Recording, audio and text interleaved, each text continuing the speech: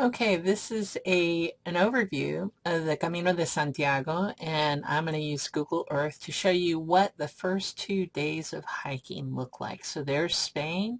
That is the Camino Frances. I took it all the way from the Pyrenees to the ocean. But let's take a look at those 2 days. So you start out in Saint-Jean-Pied-de-Port, and I probably started right about here.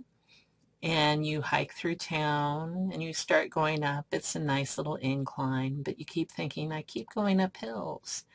Then the bad part you discover is you have to go down some hills, and that means you have to go back up other hills. It's a lovely countryside.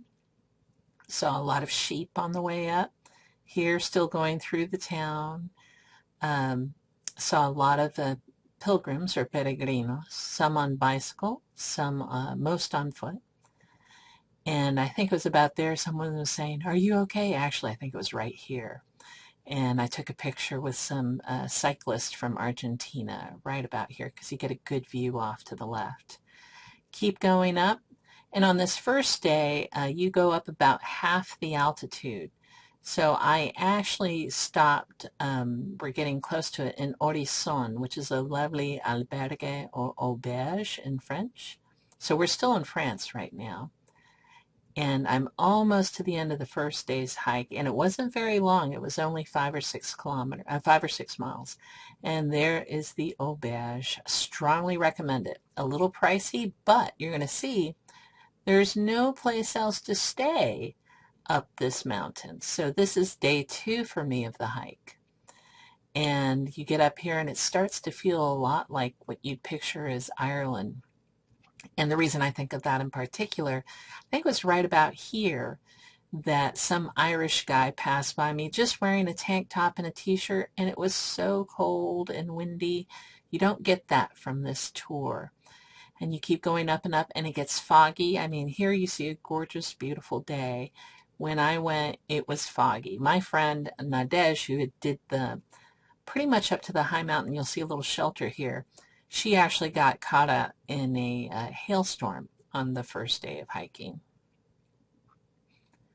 And we're continuing up the path. And it starts to, here I think we start to see a little bit more, we get away from the flat grass and the rocky, and we're going to start coming back into trees. And you can see now we're coming up to the border with Spain. And there were a bunch of sheep there right before that spot. I remember that.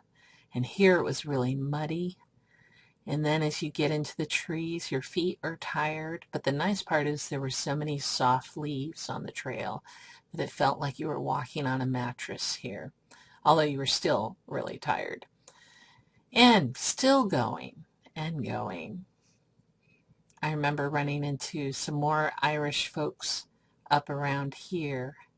And I pretty much used any excuse I could to say, take a picture and take a break. I remember taking pictures up here, enjoying the view. And finally we get to the top, which is right here. This is the pass. And then you have, this is a lot steeper than you think it is coming down. And it was kind of slippery. In fact, I know I saw at least one hiker, an Irishman by coincidence, slipping as he was running by. And you walk through this forest and you think, I'm never going to get to Roncevalles. But eventually you come around this bend. And after doing that whole hike, this was the most beautiful building in the world. So you come out through the trees